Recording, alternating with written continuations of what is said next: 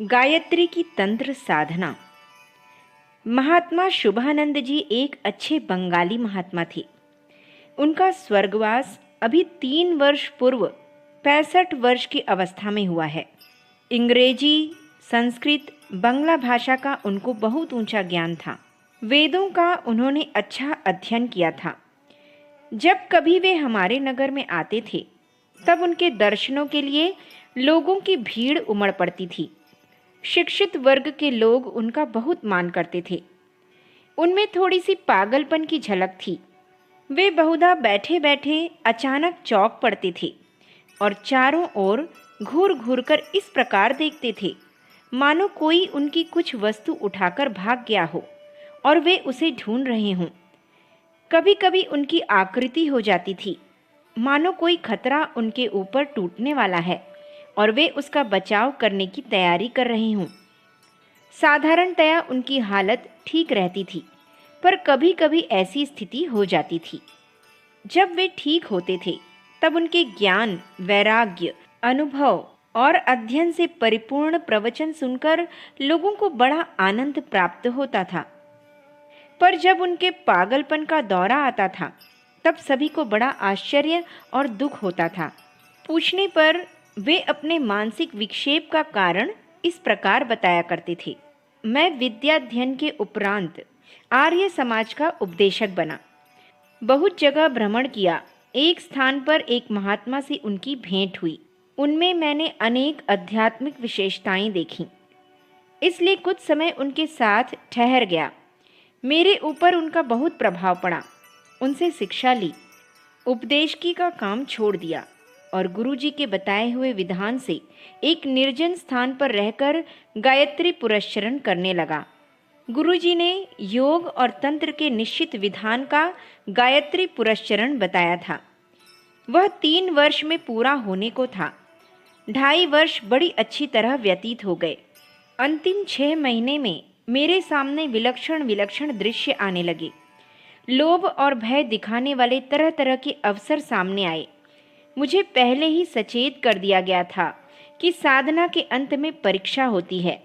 तरह तरह के लोभ, आकर्षण, भय और उपद्रव सामने आते हैं। साधक उनसे बचा रहे तब ही उसकी तपस्या पूर्ण हो सकती है। अनेक अवसर तो मैंने धीरतापूर्वक टाल दिए, पर एक बार को ऐसा हुआ कि मैं रात्रि को 11 बजे के करीब अपनी कुटी में बैठा साधना कर रहा था। द्वार पर कोई स्त्री घूमती हुई मालूम पड़ी। जब बहुत देर हो गई और वह स्त्री वहीं घूमती रही तो मैं झोपड़ी से बाहर निकला। चंद्रमा अस्त होने को था। चांदनी में अत्यंत ही सुंदर 19-20 वर्ष की एक युवती दिखाई दी। मैंने पूछा, तू कौन है, यहाँ क्यों आई है? तो उसने बताया कि मैं पड़ोस के गांव की रहने वाली हूँ। अपने भाई के पास दूसरे गांव में जा रही हूँ। रास्ता भूल जाने से इधर आ निकली हूँ।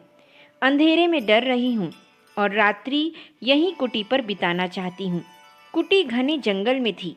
वहाँ जंगली जानवर और कभी चोर डाकू उधर से निकला करते थे। इसलिए मैंने उचित समझा कि रात को इसे कुटी में ठहर जाने दिया जाए। वह पास में पड़ी चटाई पर लेट गई। मैं बैठा बैठा जप कर रहा था, पर उसके सुंदर शरीर पर नजर थी। वासना जगी। वह मेरी ओर तिरछी नजर करके मुस्कुरा रही थी। परिणाम यह हुआ कि मैंने उससे विषय किया।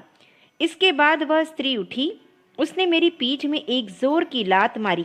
मैं चक्कर खाकर गिर पड़ा। वह तूफान की तरह उड़ी और मेरे झोंपड़े को तोड़ मरोड़ कर एक फरलांग दूर पर फेंक गई। मैं रात भर बेहोश पड़ा रहा। दूसरे दिन होश आया। ज्वर चढ़ रहा था। पटक लगने से घुटने बुरी तरह छिल गए थे। 2 दांत टूट गए थे और मुंह से खून निकल रहा था। गुरुजी को जब यह समाचार मिला तो आए और मुझे उठवाकर ले गए। उनके उपचार से मैं 1 महीने में अच्छा हुआ। प्राण तो बच गए, पर तभी से मेरा दिमाग फिर गया है। मुझे बार बार डर और खतरा दिखाई पड़ता है। उसी के कारण मैं चौंक पड़ता हूँ।